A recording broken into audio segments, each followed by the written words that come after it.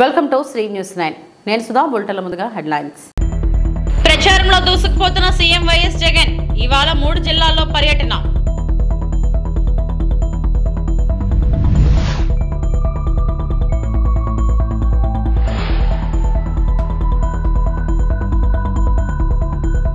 చంద్రబాబు వ్యాఖ్యలపై బీజేపీ ఎందుకు స్పందించదు? పోసాని సూటి ప్రశ్న.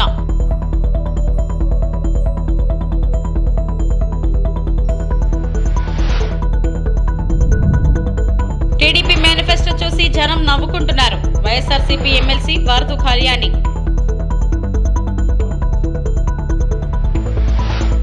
యాభై 8 నెలల పాలనలో తీసుకొచ్చిన సంక్షేమ పథకాలపై వివరణ. చంద్రబాబు హయాంలో తీసుకున్న నిర్ణయాలను పదే పదే ప్రస్తావిస్తూ సాగుతోంది సీఎం జగన్ ఎన్నికల ప్రచారం. చంద్రబాబు ఇచ్చిన హామీల్లో ఒక్కటైనా నెరవేర్చారని ప్రశ్నించిన జగన్ సంక్షేమ పథకాలు కొనసాగాలంటే వైసీపీకి మరోసారి ఓటు వేయాలని కోరుతున్నారు. ఎన్నికల ప్రచారంలో దూసుకుపోతున్న సీఎం వైఎస్ జగన్మోహన్ రెడ్డి ఇవాళ కూడా 3 జిల్లాల్లో ఆయన సుడిగాలి పర్యటనలు చేయనున్నారు. తొలుత విజయనగరం లోక్సభ స్థానం పరిధిలోని బొబ్బిలిలో ఇవాళ తొలి సభ ఉంటుంది. బొబ్బిలి మెయిన్ రోడ్ సెంటర్లో జరిగే సభలో జగన్ పాల్గొంటారు. మధ్యాహ్నం 12:30 గంటలకు అనకాపల్లి పార్లమెంట్ పరిధిలోని పాయకురావుపేటలో ప్రచారం నిర్వహిస్తారు. పాయకురావుపేట సూర్యమహల్ సెంటర్లో ఈ సభ జరగనుంది. ఇక చివరగా మధ్యాహ్నం 3 గంటలకు ఏలూరులోని ఫైర్ స్టేషన్ సెంటర్లో ప్రచారం నిర్వహిస్తారు జగన్. అంతకుముందు కూటమి ఉమ్మడి మేనిఫెస్టోపై ఒక రేంజ్లో సెటైర్లు వేశారు CM YS Jagan. TDP Janasena మేనిఫెస్టోను చూసి బీజేపీ కూడా భయపడుతుందన్నారు. అందుకే ఉమ్మడి మేనిఫెస్టోలో ఎక్కడ మోదీ ఫోటో కానీ బీజేపీ గుర్తు కానీ లేదని, కూటమి మేనిఫెస్టో అమలు చేయడం అసాధ్యం అనడానికి ఇదే నిదర్శనమని అన్నారు జగన్. ఇంకా ముందుకు పొమ్మంటారా? ముఖ్యమైన హామీలు. ఇంటింటికి ఒక ఉద్యోగం ఇవ్వలేకపోతే నిరుద్యోగ భృతి, ప్రతి నెల 2000 రూపాయలు నిరుద్యోగ భృతి అన్నాడు. నేను అడుగుతా ఉన్నా 5 సంవత్సరాలు చంద్రబాబు పాలన అంటే 60 నెలలు ఇంటూ నెలకు 2000 రూపాయలు అంటే ప్రతి ఇంటికి 1,20,000 రూపాయలు ఎవరికి ఇచ్చాడు అని అడుగుతా ఉన్నాడు మీ బిడ్డ. 2 చేతులు పైకెత్తాలి.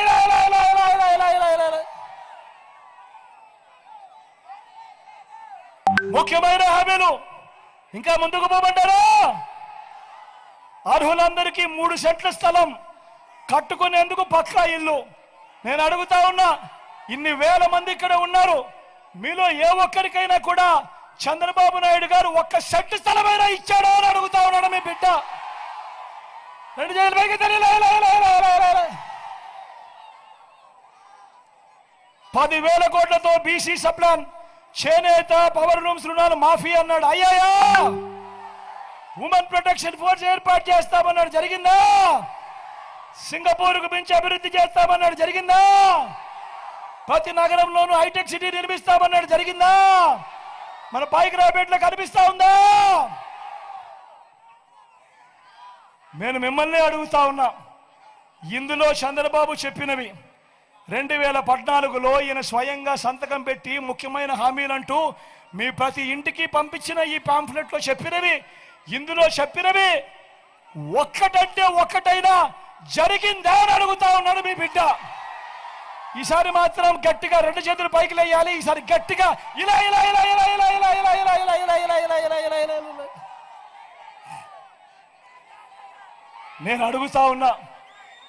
నేను ఏమన్నా అడుగుతా ఉన్నా, మరి ఇలాంటి వాళ్ళను నమ్మవచ్చా అని అడుగుతా ఉన్నాడు మీ బిడ్డ. 2 చేతులు పైకి ఇలా ఇలా ఇలా ఇలా ఇలా ఇలా ఇలా ఇలా. ఈరోజు మళ్ళా ఏమంటా ఉన్నారు? మళ్ళీ ఇదే ముగ్గురు ఏమంటా ఉన్నారు? సూపర్ 6 అంటా ఉన్నారు. నమ్ముతారా అన్నా? సూపర్ 7 అంటా ఉన్నారు. నమ్ముతారా? ఇంటింటికి కేజీ బంగారం ఇస్తారట. నమ్ముతారా? ఇంటింటికి బెంచ్ కారు కొనిస్తారట. నమ్ముతారా?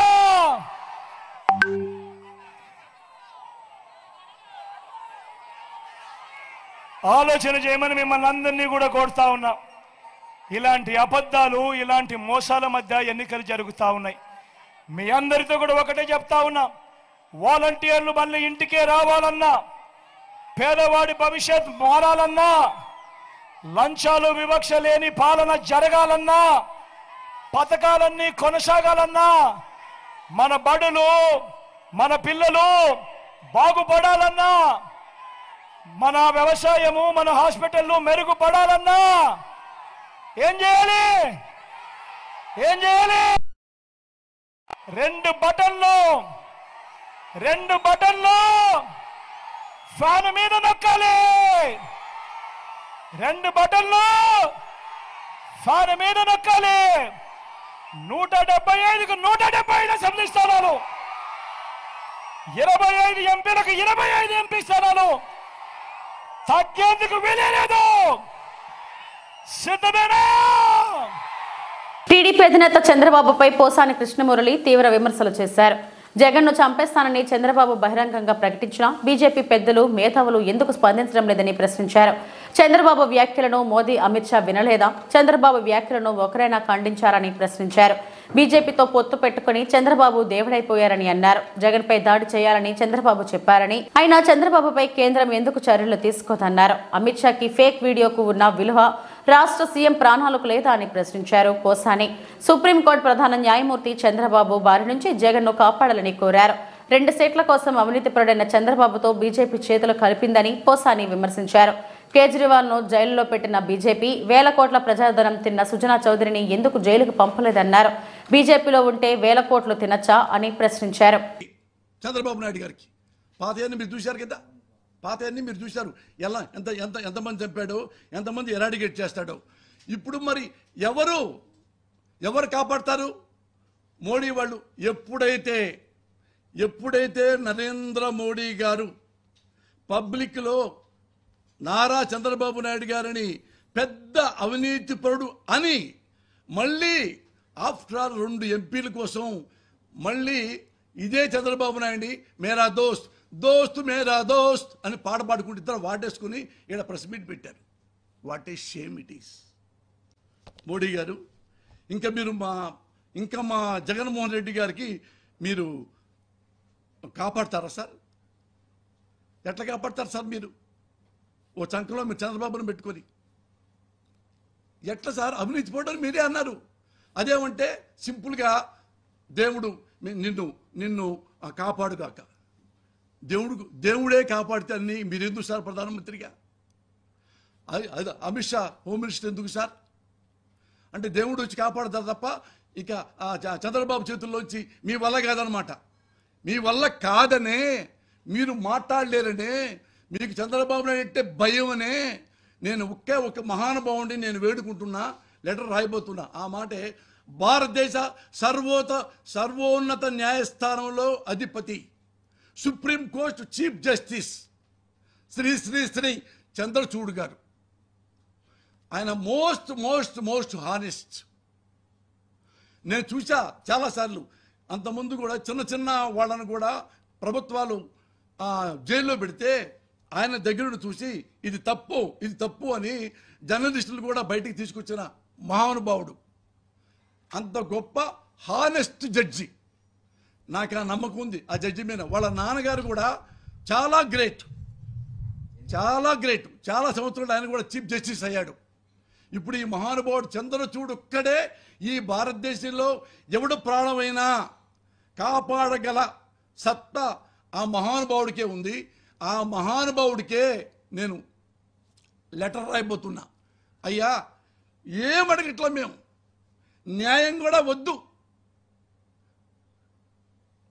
ఆంధ్ర రాష్ట్రం రండి, ఒక రోజు తిరగండి. మా ముఖ్యమంత్రి పరిస్థితి ఎలా ఉందో, చంద్రబాబు నాయుడికి అహంకారం ఎలా ఉందో, లెక్కలేనితనం ఎలా ఉందో ఒకసారి మీరు చూడండి. మీరు మా ముఖ్యమంత్రి గారిని కాపాడండి. అదే మీకు రాయబోతున్న లెటర్. టీడీపీ మేనిఫెస్టో చూసి జనం నవ్వుకుంటున్నారని వైఎస్ఆర్సీపీ ఎమ్మెల్సీ వరదు కళ్యాణి అన్నారు. మైసూర్ బజ్జీలో మైసూరు ఉండదు, చంద్రబాబు మాటల్లో నిజం ఉండదంటూ ఎద్దేవా చేశారు. వరదు కళ్యాణి బుధవారం మీడియాతో మాట్లాడుతూ అబద్ధానికి పసుపు రాసినట్టు టీడీపీ మాయ మేనిఫెస్టో ఉంది. 2019లో మేనిఫెస్టోలో ఇచ్చిన అంశాలు ఇవి అని చెప్పే దమ్ము టీడీపీకి లేదు. ముఖ్యమంత్రి వైఎస్ జగన్మోహన్ రెడ్డి ఆలోచనలు నోబెల్స్ అయితే చంద్రబాబు ఆలోచనలు గ్లోబల్స్. గత టీడీపీ మేనిఫెస్టోలో కనీసం 5 హామీలను కూడా చంద్రబాబు అమలు చేయలేదు. మైసూర్ బజ్జీలో మైసూరు ఉండదు, చంద్రబాబు మాటల్లో నిజం ఉండదని మరొకసారి ఎద్దేవా చేశారు. నాయుడు గారు కల్పించిన సంగతి మనం చూసాం. అలాగే తీసుకుంటే అసలు ఈ ఆంధ్ర రాష్ట్ర ప్రజలందరూ కూడా ఈ మేనిఫెస్టోని చూసి ఏమనుకుంటూ ఉన్నారంటే అబద్ధం చెప్పదు చంద్రబాబు నాయుడు, నిజం చెప్పడు అనేసి. అలాగే తీసుకుంటే మైసూర్ బజ్జీలో మైసూర్ ఉండదు, చంద్రబాబు నాయుడు మాటల్లో నిజం ఉండదు. కనీసం మొదట సంతకాలు పెట్టిన 5 కూడా అమలు చేయని మీరు మళ్ళీ ఇలాంటి అబద్ధపు హామీలు ఇస్తే ప్రజలు నమ్ముతారా చంద్రబాబు నాయుడు గారు అని మిమ్మల్ని ప్రశ్నిస్తూ ఉన్నాను. అలాగే చంద్రబాబు నాయుడు గారు రైతులకి గతంలో 87,600 కోట్లు రైతు రుణమాఫీ చేస్తానని చెప్పి మోసం చేయడమే కాకుండా చంద్రబాబు నాయుడు గారు వ్యవసాయం దండగా అని చెప్పడం వలన ఆ రోజుల్లో రైతులు వ్యవసాయం ఇక్కడ చేసుకోలేక వలస వెళ్ళిపోయేవారు పట్టణాలకి. అలాంటి వ్యక్తి ఈరోజు రైతులకి 20,000 రూపాయలు సంవత్సరానికి ఇస్తాను అంటే రైతులు మిమ్మల్ని నమ్ముతారా అని అడుగుతూ ఉన్నాను. అలాగే డ్వాక్రా రుణమాఫీ 14,200 కోట్లు చేస్తానని చెప్పడమే కాకుండా అది చెయ్యలేదు సరికదా 2016 అక్టోబర్ నుంచి 0 వడ్డీని కూడా ఎత్తేసిన వ్యక్తి చంద్రబాబు నాయుడు గారు. అలాంటి వ్యక్తి ఈరోజు మళ్ళీ డ్వాక్రా మహిళలకి 1,500 రూపాయలు ఇస్తాను ప్రతి నెల అంటే ప్రజలు నమ్ముతారా మిమ్మల్ని? 0 వడ్డీ ఇస్తానంటే మిమ్మల్ని నమ్ముతారా అని అడుగుతూ ఉన్నాను. అలాగే తీసుకుంటే ఇంటికి ఒక ఉద్యోగం లేదా నిరుద్యోగ భృతి ఇస్తానని చెప్పి 2,000 రూపాయలు నిరుద్యోగ భృతి ఇస్తానన్న చంద్రబాబు నాయుడు గారు నిరుద్యోగ భృతి ఇవ్వలేదు సరికదా నెట్ట నిలువుగా నిరుద్యోగ యువతకు మోసం చేసి ఇప్పుడు సంవత్సరానికి 20 లక్షల ఉద్యోగాలు ఇస్తాను అంటే యువత నమ్ముతారా మిమ్మల్ని అని అడుగుతూ ఉన్నాను. Visakha VJF press club JAC ఆధ్వర్యంలో జనం కోసం జనరల్ బోగీలు అంటూ కోటి ఉత్తరాల విన్నపం కార్యక్రమం సామాజికవేత్త అయినటువంటి డాక్టర్ అశోక్ పరికిబండ్ల నిర్వహించారు. తాను మాట్లాడుతూ తన నిత్య జీవితంలో ఒక అనూహ్య ఘటన చూసి రైలులో జనరల్ బోగీల వద్ద గర్భిణీ స్త్రీ పడుతున్న ఆవేదన చూసి కోటి ఉత్తరాల విన్నపం అనే కార్యక్రమం ద్వారా నరేంద్ర మోడీ దగ్గరకు ఈ విన్నపం వెళ్లాలని మొదటిసారిగా విశాఖలో జేఏసీ సభ్యుల సహాయంతో సుమారు 500 ఉత్తరాలు మొదటి రోజే ఇవ్వడం జరిగిందని, రేపు విజయనగరం, శ్రీకాకుళం అలా ప్రముఖ పట్టణాలలో ఈ కార్యక్రమాలు జరుగుతాయని తెలిపారు. కోనార్క్ ఎక్స్ప్రెస్ రద్దీగా ఉండటంతో తోపులాట ఒక నిండు గర్భిణి చెంకలో తన బిడ్డను ఎత్తుకొని రైలు ఎక్కుతుండగా చెంకలో ఉన్న బిడ్డ కింద పడి ప్రాణాలు కోల్పోవడమే కాకుండా గర్భంలో ఉన్న పిండం కూడా చనిపోవడం బాధాకరమైన విషయమని, ఇలా ఇంకా ఎవరికీ జరగకుండా ఉండాలని ఈ కార్యక్రమం ముఖ్య ఉద్దేశమని తెలిపారు. నా పేరు డాక్టర్ అశోక్ పరికిపండ్ల. రైలులో 5 సాధారణ బోగీల సాధన సమితి జాతీయ కన్వీనర్ని. ఈరోజు మనం ప్రతిరోజు ప్రయాణం చేయాలంటే భారతదేశ వ్యాప్తంగా ఒక 80 కోట్ల మంది నిత్యం రైళ్లలో ప్రయాణం చేస్తూ ఉన్నారు. ఎందుకంటే రైళ్ళు అనేటి అతి తక్కువ రేటుతో మనకు ఒక ప్రదేశం నుంచి ఇంకొక ప్రదేశానికి వెళ్ళడానికి ఆస్కారం ఉండే ఒక ట్రాన్స్పోర్టింగ్ సిస్టమ్. సో వరల్డ్ వైడ్లో ఇప్పుడు మన ఇండియన్ రైల్వేస్ 2nd పొజిషన్లో ఉన్నాయి. సో కానీ 20 సంవత్సరాల క్రితం పెట్టినటువంటి రైళ్లలో 2 సాధారణ బోగీలు, జనరల్ బోగీలు ప్రతి ట్రైన్లో 2 ఉంటున్నాయి. సో 20 సంవత్సరాల క్రితం పెట్టినవి జనాభా 20 రెట్లు పెరిగారు. కానీ అదే సాధారణ 2 బోగీలతోనే సరిపోవట్లేదు. ప్రయాణం చేస్తున్న క్రమంలో పిల్లలు, ప్రెగ్నెంట్ లేడీస్, వృద్ధులు అనేక ఇబ్బందులు పడుతున్నారు. చాలాసార్లు చనిపోవడం కూడా జరిగింది. సో వరంగల్లో జరిగిన ఒక సంఘటన నాకు ఈ కార్యక్రమానికి శ్రీకారం చుట్టింది. ఒక ప్రెగ్నెంట్ లేడీ రైలు ఎక్కుతూ చిన్న పాపను ఎత్తుకొని కింద పడింది. ఆ చిన్న పాపకి హెడ్ ఇంజూరీ అయి చనిపోయింది. తర్వాత 16 రోజుల తర్వాత ఆ యొక్క స్త్రీమూర్తి, ఆ ప్రెగ్నెంట్ లేడీ ఆవిడ కడుపులో ఉన్న పిండం కూడా చనిపోవడం జరిగింది. సో అది నాకు ఈ కార్యక్రమానికి నాంది పలికింది. మేము ఏం కోరుతా ఉన్నామంటే ప్రతి రైలులో 5 సాధారణ బోగీలు కనీసం ఉండాలి, ఇంకా పెంచితే బెటర్. సో ఎందుకంటే మనం ప్రతిరోజు కూలీ చేసుకోవడం కానీ, వృత్తిరీత్యా కానీ, ఉద్యోగరీత్యా కానీ ప్రతి నిత్యం చాలామంది ట్రైన్లోనే ప్రయాణం చేస్తూ ఉంటారు. కాబట్టి సాధారణ ప్రజానీకానికి ఒక హ్యాజిల్ ఫ్రీ జర్నీ అనేది ఉండాలి. కాబట్టి ప్రధానమంత్రి గారికి ఒక విజ్ఞప్తి చేస్తున్నాం. గాంధీ అనే ఐడియాలజీలో ఒక కార్డు క్యాంపెయిన్ అనేది మొదలుపెట్టాము. సో ఇది భారతదేశ వ్యాప్త ప్రధానమంత్రి గారికి కోటి ఉత్తరాల కార్యక్రమం. సో దీన్ని అందరూ కూడా సహకరించండి. తెలంగాణలో ఈ కార్యక్రమం ఉధృతంగా నడుస్తూ ఉంది, గుజరాత్ రాష్ట్రంలో కూడా నడుస్తూ ఉంది. సో ఇవాళ మొట్టమొదటి కార్యక్రమం ఇవాళ మనకు వైజాగ్లో నేను రావడం జరిగింది. సో మొట్టమొదటి కార్యక్రమం రాష్ట్ర వ్యాప్తంగా వైజాగ్ బీచ్లో మార్నింగ్ వాకర్స్తోని కార్యక్రమం చేసి ఒక 400 మందిని ఉత్తరాలు రాయించడం జరిగింది. సో ప్రతి ఒక్కరు కూడా సహకరించారు. మీ షెడ్యూల్ ఎలా ఉంటుందండి? ఇవాళ వైజాగ్ జిల్లా అండి, రేపు విజయనగరం జిల్లాకు వెళ్తున్నాను, ఆ తర్వాత శ్రీకాకుళం, ఆ తర్వాత గుంటూరు, విజయవాడ వెళ్తాను. సో ఇది ఫస్ట్ ఫేజ్. కర్నూలు జిల్లా కోస్గి మండలం చరిత్ర రాయాలన్నా, పార్టీలు బలోపేతం చేయాలన్నా అది బీసీలకే సాధ్యమని మంత్రాలయం టీడీపీ అభ్యర్థి రాఘవేందర్ రెడ్డి పేర్కొన్నారు. ఎన్నికల ప్రచారంలో భాగంగా సజ్జలగూడెం, జంపాపురం గ్రామాల్లో టీడీపీ ఎన్నికల ప్రచారం నిర్వహించారు. రాఘవేంద్రారెడ్డికి గ్రామాల్లో బ్రహ్మరథం పడుతున్న ప్రజలు టీడీపీ అభ్యర్థి రాఘవేంద్రారెడ్డి మాట్లాడుతూ రాష్ట్ర ప్రజల ఆకాంక్షలను సహకారం చేసేలా రూపొందించిన మేనిఫెస్టో సూపర్ 6 పథకాలతో ప్రజల భవిష్యత్తు మారుతుందన్నారు. తన తండ్రి మాజీ కేడీసీసీ బ్యాంక్ జిల్లా చైర్మన్ రామరెడ్డి హాస్యం కోసం ఎమ్మెల్యేగా పోటీ చేసి బడుగు బలహీన వర్గాల ప్రజల భవిష్యత్తులను మారుస్తారన్నారు. బీసీలను విభజించి పరిపాలిస్తున్న వైసీపీ పార్టీ బీసీల కంచుకోట మంత్రాలయం ప్రతి ఒక్కరూ సైకిల్ గుర్తుకు ఓటు వేసి అత్యధిక మెజార్టీతో గెలిపించాలని ప్రజలను కోరారు.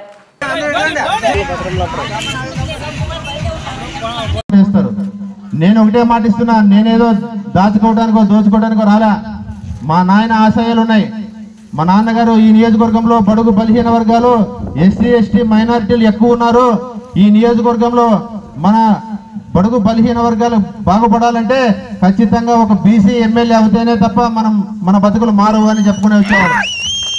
ఆయన ఆశయాలను నెరవేర్చాలనే కోరికతోనే ఈరోజు ఎమ్మెల్యేగా పోటీ చేసి ఖచ్చితంగా ఈ నియోజకవర్గాన్ని మనం వర్గాలని ఐకమత్యం తీసుకురావాలా. ఎవరు భయపడాల్సిన అవసరం లే. ఇన్ని రోజులు భయపడ్డాం, ఇంకా ఎన్ని రోజులు ఈ మోచేతి కింద నీళ్లు తాగదామని చెప్పి తెలియజేసుకుంటున్నా. మన గ్రామాలన్నీ తుంగభద్ర నది పొడవనే ఉన్నాయి.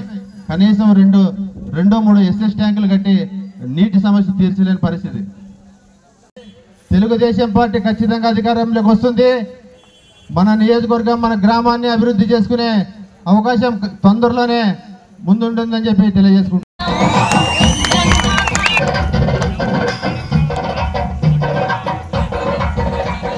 అల్లూరు సీతారామరాజు జిల్లా చింతపల్లి మండలం అన్నవరం సమీపంలో 52 కేసుల గంజాయి లిక్విడ్ ను స్వాధీనం చేసుకుని ఒక వ్యక్తిని అరెస్టు చేసినట్టు చింతపల్లి ఏఎస్పీ ప్రశాంత్ శివకిషోర్ తెలిపారు. బుధవారం ఉదయం స్థానిక పోలీస్ స్టేషన్లో సమావేశంలో మాట్లాడుతూ ఒరిస్సా సరిహద్దులోని తయారవుతున్న రవాణాకు సిద్ధంగా ఉన్న లిక్విడ్ గాంజాయిని అది తయారు చేసే పరికరాలను స్వాధీనం చేసుకున్నట్లు చెప్పారు. దీని విలువ సుమారు 5.5 కోట్లు ఉంటుందని, అలాగే వేరే రాష్ట్రాలలో దీని విలువ ఇంకా ఎక్కువ ఉంటుందని తెలిపారు.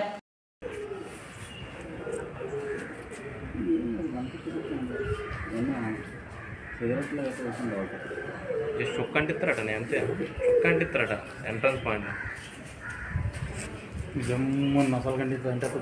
పోలీస్ స్టేషన్, తర్వాత ఎన్డీపీఎస్ టాస్క్ ఫోర్స్ సిబ్బంది అందరూ కలిపి ఒక మంచి వర్క్ చేసి ఒక ఖచ్చితమైన సమాచారం మేరకు వెహికల్ చెకింగ్ చేస్తూ ఒక వ్యక్తి మీద నిఘా పెట్టడం వల్ల ఈ ఊలంగి ప్రకాష్ అని మన అలగం గ్రామం జీమాడుగుల మండలం చెందిన ఒక వ్యక్తిని ఒక 53.84 కిలోలు ద్రవరూప గంజాయి పెద్ద ఎత్తున సీజ్ చేయడం జరిగింది.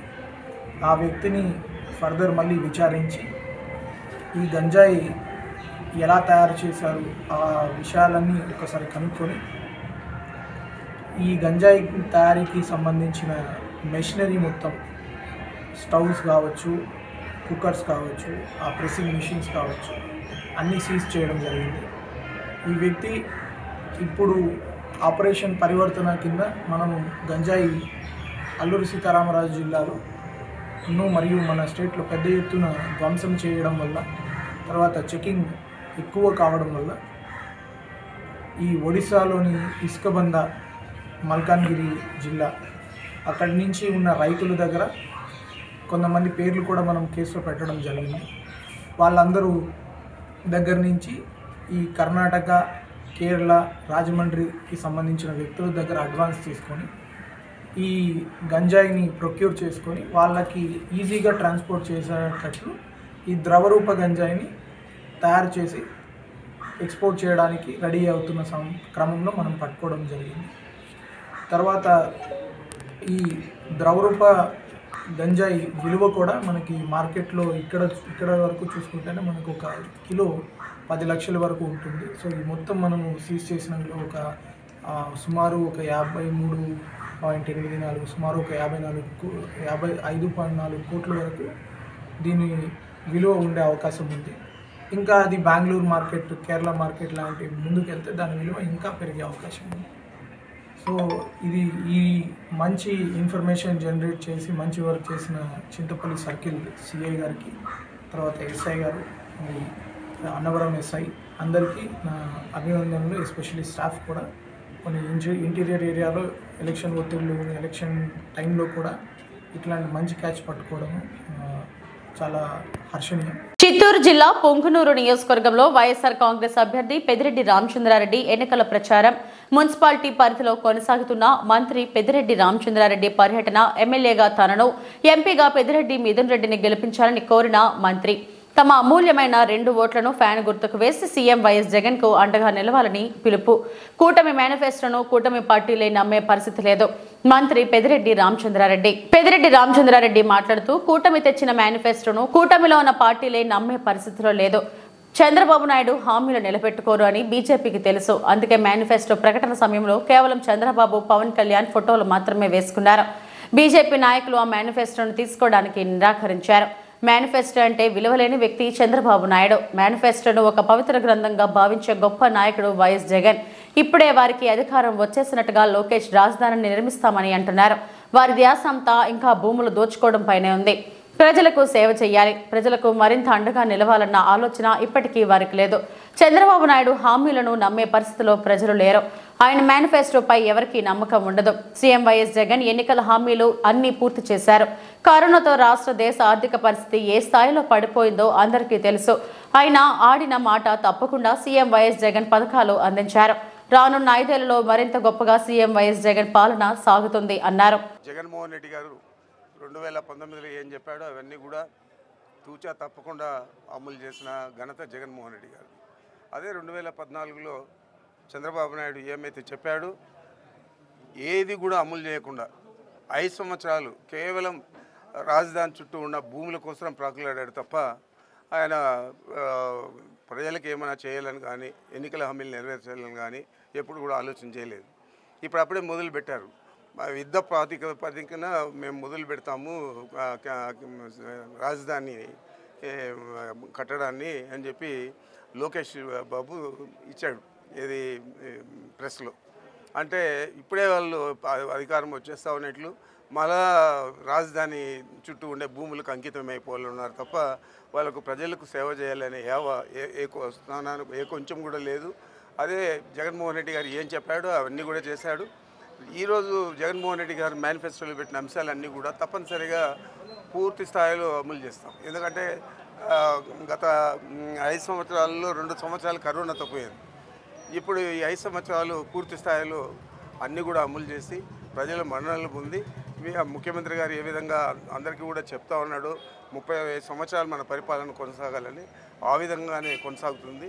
ఆయన మాట తప్పకుండా మడమ తిప్పకుండా హామీలన్నీ కూడా నెరవేరుస్తాడనే నమ్మకం మా అందరికీ కూడా ఉంది. రాష్ట్ర ప్రజలకు ఇంకా ఎక్కువగా ఉంది. ఇది ఏదైతే మేనిఫెస్టో రిలీజ్ చేశారో దాంట్లో చాలా అంశాలన్నీ కూడా వైఎస్ఆర్ కాంగ్రెస్ పార్టీ మేనిఫెస్టోలో ఉండేటివే ఉన్నాయి. పేర్లు మార్చి వాటిని అన్నీ కూడా ఇచ్చారు. కాంగ్రెస్ పార్టీ తెలంగాణలో అమలు చేసినవి ఉన్నాయి, కాంగ్రెస్ పార్టీ కర్ణాటకలో అమలు చేసినవి ఉన్నాయి. ఇవన్నీ కూడా ఒక మిక్స్ చేసి కిచడీ మాదిరి తయారు చేసి ఆ మేనిఫెస్టోని రిలీజ్ చేశారు. దానికి వాళ్ళ కూటమి పార్ట్నర్ అయిన బీజేపీ ఆమోదం కూడా లేదు. వాళ్ళు నిర్ద్వందంగా చెప్పారు మా ఫోటోలు వేయద్దండి, మా పార్టీ పేరు రాయొద్దండి అని చెప్పి. కాబట్టి వీళ్ళిద్దరు ఫోటోలు వేసుకొని ఇద్దరే రిలీజ్ చేశారు కూటమి పేరుతో.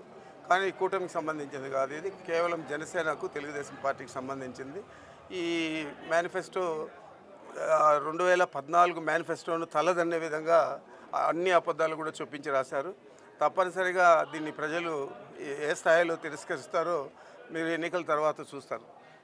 ఎవరు కూడా నమ్మే పరిస్థితులు లేదు. చంద్రబాబు చెప్పే మాటలు కానీ, చంద్రబాబు రాసిన రాతలు కానీ, చంద్రబాబు ఇచ్చిన మేనిఫెస్టో కానీ ఈ రాష్ట్ర ప్రజలు నమ్మే పరిస్థితుల్లో లేరు. మేనిఫెస్టో అంటే నమ్మకం లేని వ్యక్తి చంద్రబాబు నాయుడు. మేనిఫెస్టో అంటే భగవద్గీత గాను, బైబిల్ గాను, ఖురాన్ గాను చూడాలని ఆలోచన చేసే వ్యక్తి జగన్మోహన్ రెడ్డి గారు. మరి వీళ్ళిద్దరికీ పోలిక ఈ మేనిఫెస్టోలోనే ఉంటుంది.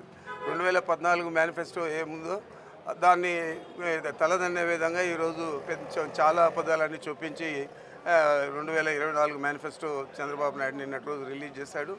అదేవిధంగా జగన్మోహన్ రెడ్డి గారు గత 2019లో ఏదైతే మేనిఫెస్టో రిలీజ్ చేశారో ఆ హామీలన్నీ కూడా నెరవేర్చి ఈరోజు మళ్ళా మేనిఫెస్టోని రిలీజ్ చేశాడు. ఈ మేనిఫెస్టో కూడా ఈ 5 సంవత్సరాల్లో పూర్తి స్థాయిలో అమలు చేస్తామని చెప్పి తెలియజేస్తున్నాను. వైసీపీ ఎమ్మెల్యే అభ్యర్థి నిస్సార్ అహ్మద్, ఎంపీ అభ్యర్థి మిథున్ రెడ్డిలను గెలిపించండి. కొండమరిపల్లి పంచాయతీ వికలాంగుల కాలనీ ఇసుకనూతుపల్లిలో మార్కెట్ చైర్మన్ తట్టి శ్రీనివాసులు రెడ్డి ఆధ్వర్యంలో ఇంటింటా ప్రచారం నిర్వహించారు.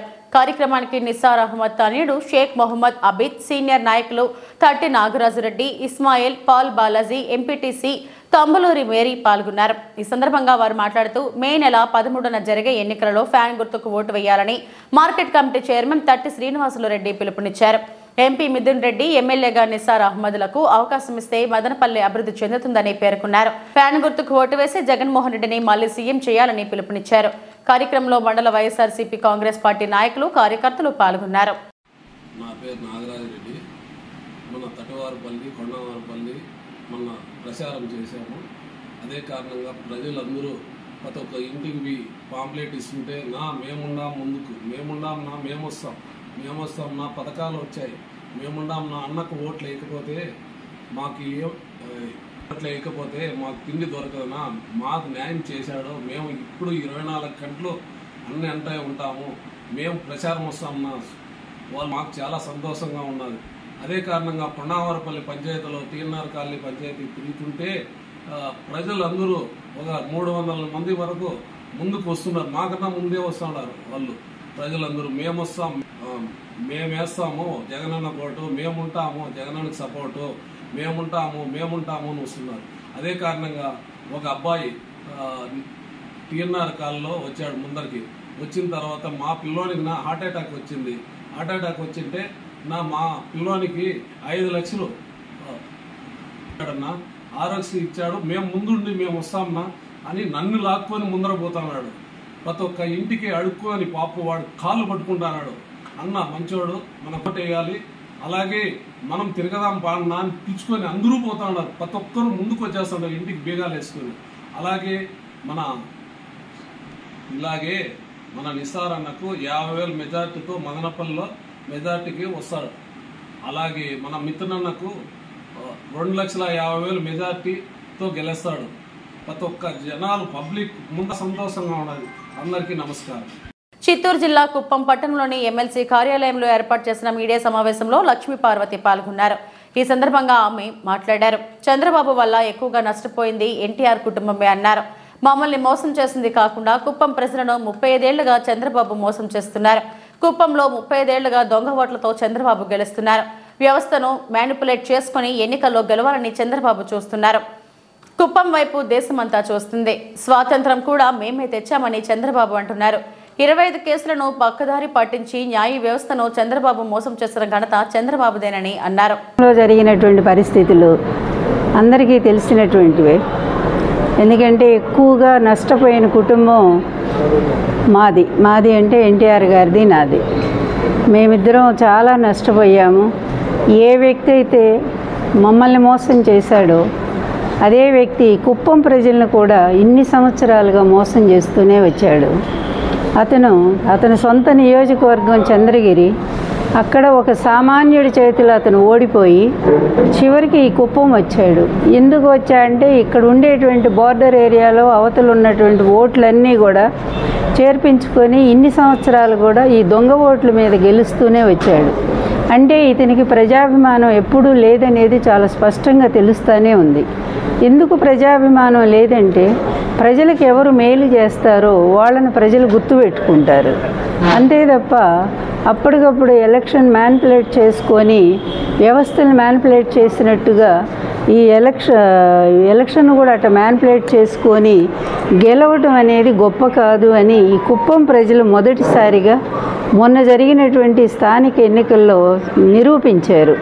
గ్రేట్. ఎందుకంటే ఈరోజు దేశమంతా కుప్పం వైపే చూస్తూ ఉంది. నాకు తెలిసి ఆంధ్రప్రదేశే కాదు భారతదేశం కూడా.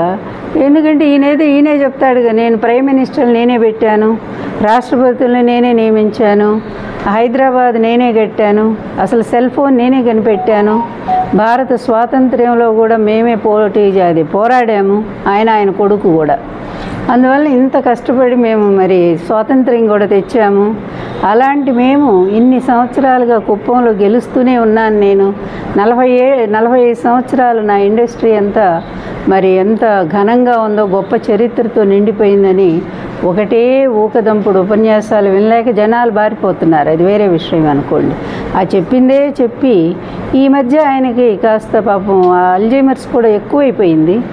ఎక్కువైపోయి ఏం మాట్లాడుతున్నాడో కూడా అర్థం కానటువంటి పరిస్థితిలోకి వెళ్ళిపోయి తన పార్టీనే తను ఓడించుకోమంటున్నాడు. అంటే ఈరోజు మేము చెప్పేది ఏంటి అంటే, ఇంకా అవసరమా ఇతను?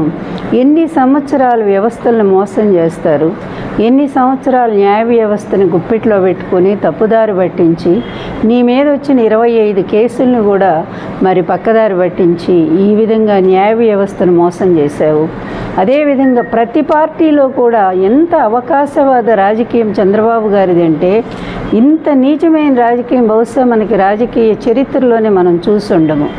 ప్రతి పార్టీలో కూడా ఇతని మనుషులే ఉంటారు. ఈరోజు తెలంగాణ ముఖ్యమంత్రి రేవంత్ రెడ్డి ఎవరు మనిషి, బీజేపీలో ఉండేటువంటి సీఎం రమేష్ లేకపోతే సుజనా చౌదరి ఇలాంటి వ్యక్తులంతా కూడా ఎవరి మనుషులు, ఆఖరి పురంధరేశ్వరి ఏ ఇంటి నుంచి వచ్చింది, ఇలా వీళ్ళందరూ కూడా ఇతను కోవర్టుల్లాగా ఇతర పార్టీల్లో పనిచేస్తూ అందరూ కూడా ఇతనికే సపోర్ట్ ఇచ్చేటువంటి పరిస్థితి. ఇతను రాజకీయంగా ఈ అడ్డదారి రాజకీయం తప్ప ఒక డైరెక్టుగాను ఒక నిజమైనటువంటి ప్రజాస్వామ్య విలువలతో కూడిన రాజకీయం చంద్రబాబు జీవిత చరిత్రలో ఇంతవరకు కూడా అతను ఎప్పుడూ చేయలేదు, మొదటి నుంచి కూడా. అది ఎందుకంటే నాకంటే ఇతని చరిత్రను చెప్పగలిగిన అథారిటీగా ఎవరూ కూడా లేరు. అది ప్రత్యక్షంగా మేము చూసాము, ఆ బాధలు అనుభవించాము, అతని మోసాలన్నీ చూసాము. అయితే మరి అది మాకు టైం ఎక్కువ లేకపోయింది ఇతన్ని గమనించి మేము దూరం పెట్టడానికి కూడా. అందువలన కూడా మేము నష్టపోయాక ఇంక చెప్పేది ఏముంది, అతను ఎంత దూరం చేయాలో అంత దూరం చేశాడు. సరే, నా పరిస్థితి అలా ఉంచండి, కానీ నా భర్త ఎన్టీ రామారావు గారు ఆయన ఏం తప్పు చేశారండి? ఆయన ఒక తెలుగుదేశం పార్టీని స్థాపించి మరి 35 సంవత్సరాల సినిమా ఇండస్ట్రీని వదిలిపెట్టి. ఈ వార్తలు ఇంతటితో సమాప్తం. నమస్తే.